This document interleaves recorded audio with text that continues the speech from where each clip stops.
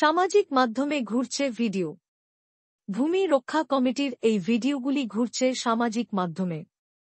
উঠে আসছে এক নামী বেসরকারি সিমেন্ট কারখানায় শ্রমিকদের উপরে চলা অবিচার, অনাচার এবং শোষণের ছবি এবং অভিযোগ।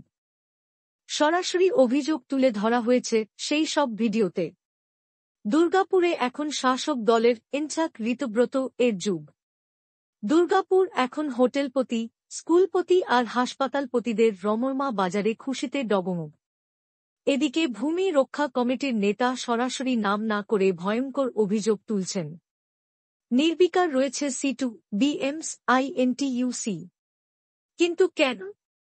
উত্তর অজানা। ঋতব্রতের INTTUC কি করছে? নাকি ভূমি রক্ষা কমিটির সামাজিক মাধ্যমের ভিডিওগুলি সত্যি বলছে?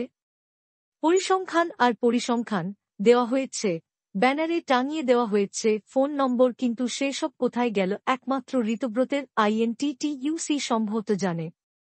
বাংলা এখন ভরপুর তৃণমূল নেতাদের কথিত হিন্দিভাষী বাঙালিতে। কিন্তু শিওরে ভোট, দুর্গাপুরে জয়ের আশা ক্রমশ ক্ষীণ হতে হতে প্রায় শেষের পর্যায়ে। এর পরেও কি ঘুম ভাঙবে না সাদা কলারের শ্রমিক নেতাদের?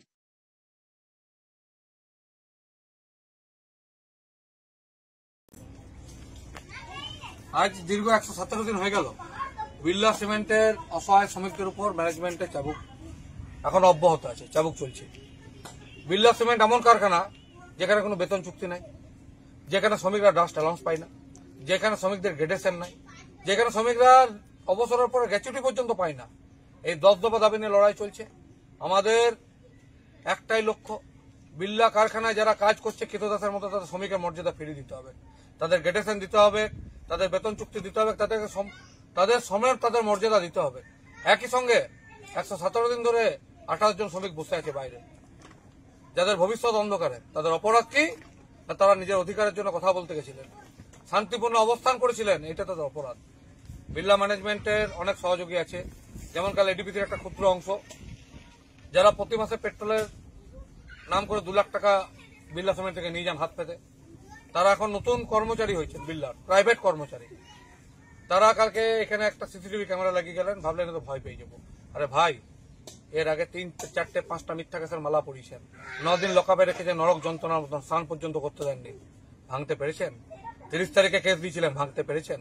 ধৈর্য্য মুখার্জিকে ভাঙা যায় না, কারণ আমার লড়াইটা অসহায় গরিব মানুষের পেটের ভাতের লড়াই। একই সঙ্গে বলি, এই কারখানা একটা বহিরাগত মাফিয়া ঠিকাদার এসছে মধ্যপ্রদেশ থেকে, বালাজি নামে।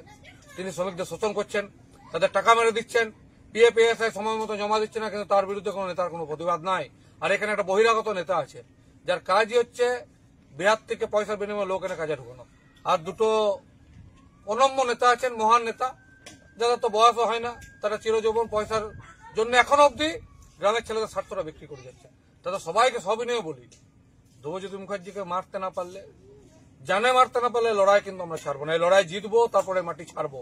কারণ লড়াইটা শ্রমিকদের 10 দফা দাবির লড়াই, লড়াইটা 28 জন লড়াকু শ্রমিককে কাজে সসম্মানে ফেরাবার লড়াই, লড়াইটা শ্রমিকদের বেতন চুক্তির লড়াই, লড়াইটা শ্রমিকদের গ্রেডেশনের লড়াই, লড়াইটা শ্রমিকদের প্রতি 3 বছর পর পর বেতন বাড়াবার লড়াই, লড়াইটা বাকি কারখানা সমান পেমেন্ট দেওয়ার লড়াই, লড়াইটা DLC থেকে CLC রেট করার লড়াই। এই লড়াই যতক্ষণ না জিতবো, আমরা লড়াই ছাড়বো না। মাতৃভূমি দুর্গাপুর জিন্দাবাদ, শ্রমিক ঐক্য জিন্দাবাদ, ভূমি রক্ষা কমিটি জিন্দাবাদ।